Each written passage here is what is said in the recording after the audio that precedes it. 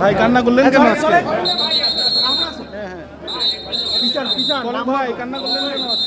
কাঠগড়ায় পাশাপাশি দাঁড়িয়েছিলেন শেখ হাসিনার বেসামরিক বিনিয়োগ ও শিল্প বিষয়ক উপদেষ্টা সালমান এফ রহমান ও সাবেক আইনমন্ত্রী আনিসুল হক।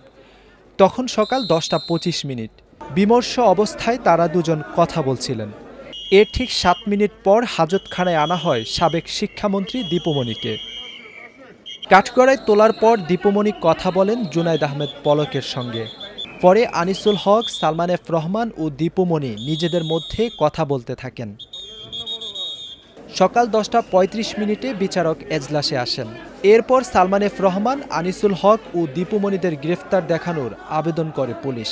তখনও দীপুমণি, আনিসুল হক ও সালমান এফ রহমানরা নিজেরা মৃদু স্বরে কথা বলতেই থাকেন।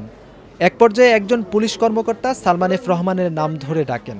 তিনি ডান হাত উঁচু করে জানিয়ে দেন তিনি কাঠগড়ায় দাঁড়িয়ে আছেন। আনিসুল, সালমান ও দীপুমণি যখন নিজেদের মধ্যে কথা বলছিলেন তখন জুনায়েদ আহমেদ পলক আদালতের বারান্দার দিকে তাকিয়েছিলেন। সেখানে তার একজন স্বজন দাঁড়িয়েছিলেন।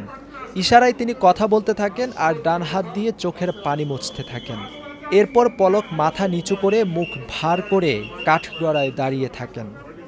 আনিসুল, সালমানদের নতুন হত্যা মামলায় গ্রেফতার দেখানোর শুনানি শেষ হলে আবার তাদের প্রত্যেকের মাথায় হেলমেট পরিয়ে দেয় পুলিশ। তখন সকাল 10টা 55 মিনিট। আমির হোসেন আমু ও দীপুমণি ছাড়া তাদের প্রত্যেকের 2 হাত পিছনে নিয়ে হাতকড়া পরিয়ে দেয়া হয়। প্রথমে পলককে আদালত কক্ষ থেকে বের করে আনে পুলিশ। তখন একজন সংবাদকর্মী পলকের উদ্দেশ্যে বলতে থাকেন, ও পলক ভাই, আপনি আজ কাঁদলেন কেন? ভাই কান্না করলেন কেন আজকে? পলক নিশ্চুপ।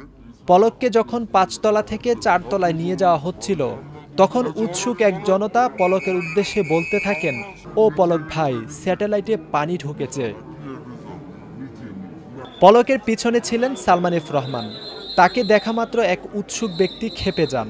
সালমানকে উদ্দেশ্য করে গালমন্দ করতে থাকেন। এ কথা শুনে সালমান মাথা নিচু করে সিঁড়ি দিয়ে নিচের দিকে নামতে থাকেন। সালমানের পিছনে ছিলেন আমির হোসেন আমু। আওয়ামী লীগের এ নেতার 2 হাত পিছনে নিয়ে হাতকড়া পরানো হয়নি। তার 2 বাহু দুজন পুলিশ কনস্টেবল ধরে তাকে 5 তলা থেকে নিচে নামাতে থাকেন। দীপুমণিকে যখন আদালতে তোলা হয় তখন তার হাতে ছিল তসবিহ।